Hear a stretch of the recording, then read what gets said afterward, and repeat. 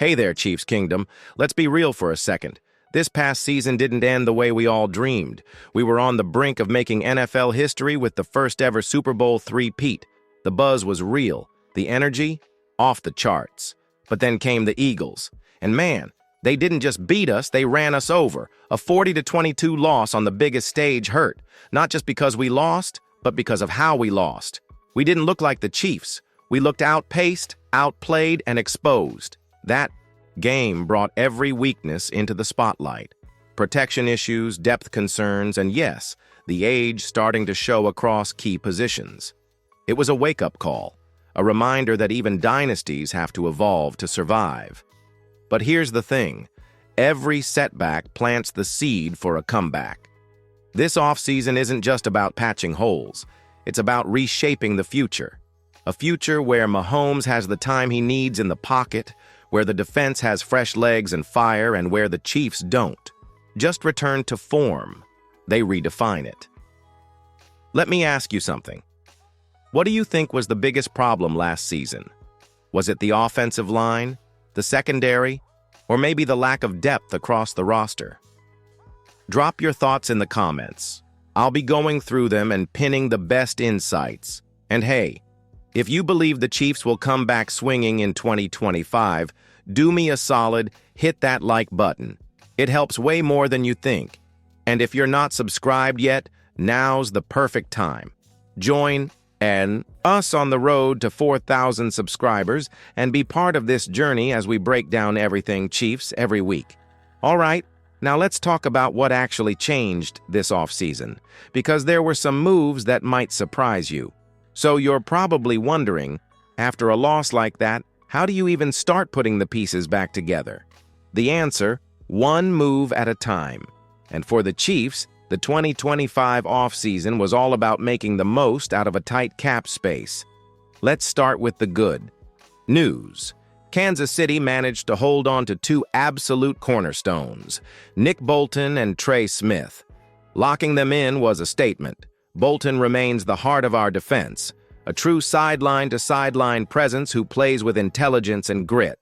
And Trey Smith, that dude is a bulldozer on the O-line, and keeping him was non-negotiable if we're serious about protecting Mahomes moving forward. But re-signing your own guys isn't enough. We also brought in some fresh faces.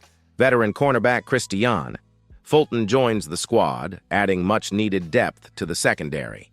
While he's not a game-changer, he brings experience and consistency, something that was clearly lacking at times last season. Another underrated signing? Offensive tackle Jaylon Moore. He's not a flashy name, but he's solid. And with the left tackle position in flux, Moore might end up playing a much bigger role than expected, especially if the Chiefs decide to ease Josh Simmons into the lineup, which we'll get into soon.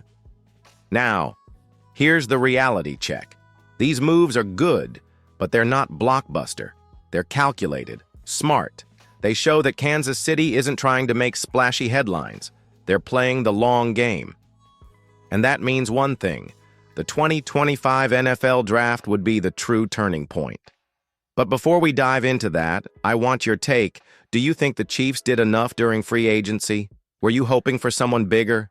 Maybe a wide receiver or a true shutdown corner? Vote in our poll right now or hit the comments and sound off. I'll feature the best takes in the next video. Oh, and if you're enjoying this breakdown, hit that subscribe button. We've got full off-season coverage and deep dives on every move the Chiefs make. Stick around. You won't want to miss what's coming next. All right, let's get into it. The draft. 8 picks, 1 massive opportunity. All right, now we're getting into the real meat of it. The 2025 NFL Draft. 8 total picks. 1 clear mission: inject youth, talent, and upside into a team that needs fresh legs for another championship run. Let's kick it off with the crown jewel. Round 1, pick 32, Josh Simmons, OT, Ohio State. This was the pick that sent a message. We're done playing around on the offensive line. Simmons is a beast, 6'5", 317 pounds, with that mix of strength and athleticism you can't teach. If not for a torn patellar tendon last year, he might have gone top 10. The injury's a red flag, sure, but the Chiefs are betting on upside here.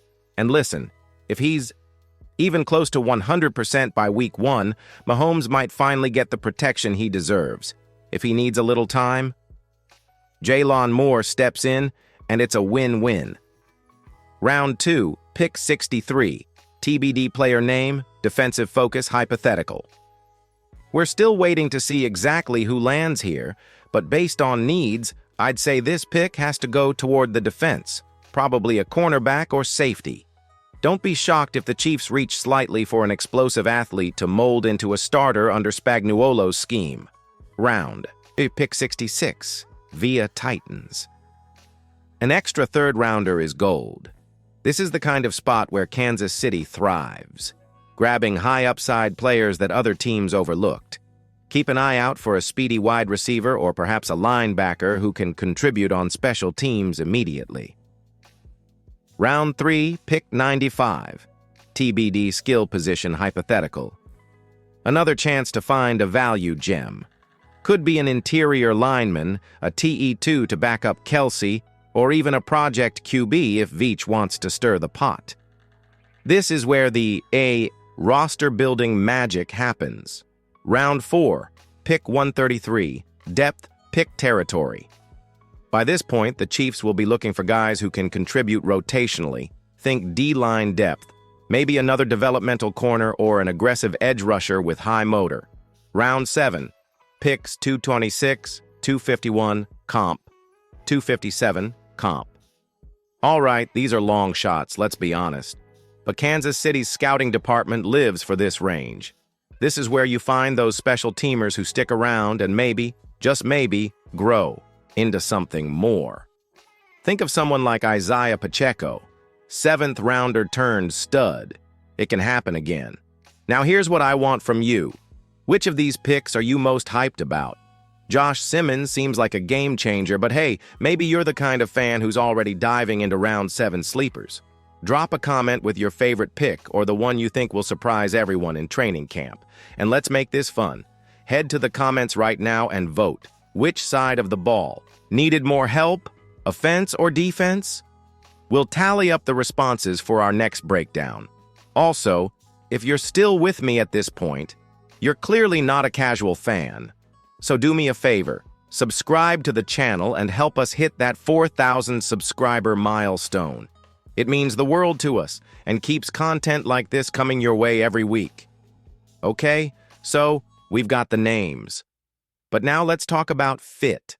How do these new pieces actually work inside Andy Reid's system? Stick with me. Now that we've met the draft class, let's talk strategy. Because talent alone doesn't win games. Fit does. And if there's one coach who knows how to mold young players into real contributors, it's Andy Reid.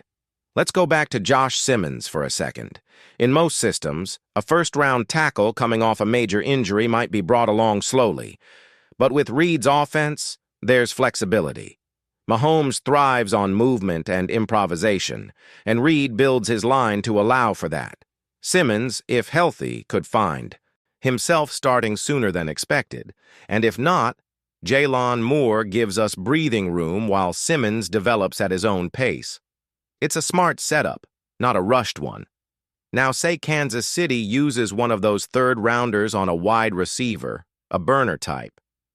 Think about how Reid utilizes speed in space. That player wouldn't be asked to carry the offense. He'd be one piece in a dynamic puzzle, used on sweeps, slot fades, and deep crossing routes. Reid's offense creates opportunities. Rookies just need to execute. Defensively, Steve Spagnuolo has a reputation for throwing young players into the fire. That second-round pick could easily become a Week 1 contributor if they're aggressive, coachable, and scheme-aware. Whether it's a safety to cover deep zones or a linebacker who can drop back and blitz, the defensive system is built to maximize what players can do, not punish them for what they can't. And don't forget, training camp is where the real battles begin. Expect serious competition at corner, O-line, and even at WR4 or WR5. This youth movement isn't just about depth, it's about energy, hunger, the kind of edge that helps veterans stay sharp and drives the whole team forward. Here's a question for you. Which rookie do you think will surprise everyone in Andy Reid's system? Drop your prediction in the comments. And if you're enjoying this kind of deep dive, hit that subscribe button. You'll get more breakdowns like this every single week. Now let's take a step back and look ahead. How do all these moves position us for a Super Bowl comeback in 2025? All right, Chiefs fan, here we are, the big question. After all the moves, the picks, and the offseason buzz, is this team built to get back to the Super Bowl in 2025? Let's keep it real. The road won't be easy. The AFC is more stacked than ever. Teams are younger, faster, and hungrier. But the Chiefs? They've still got Mahomes. They've still got Andy Reid. And now they've got a new wave of talent ready to inject life into a roster that needed a jolt. What makes this year feel different is that the team finally acknowledged its vulnerabilities. Left tackle, depth in the secondary, aging at key positions, those issues weren't ignored. They were faced head-on. The draft wasn't just about potential stars, it was about constructing a complete team again. But don't expect all the answers right away.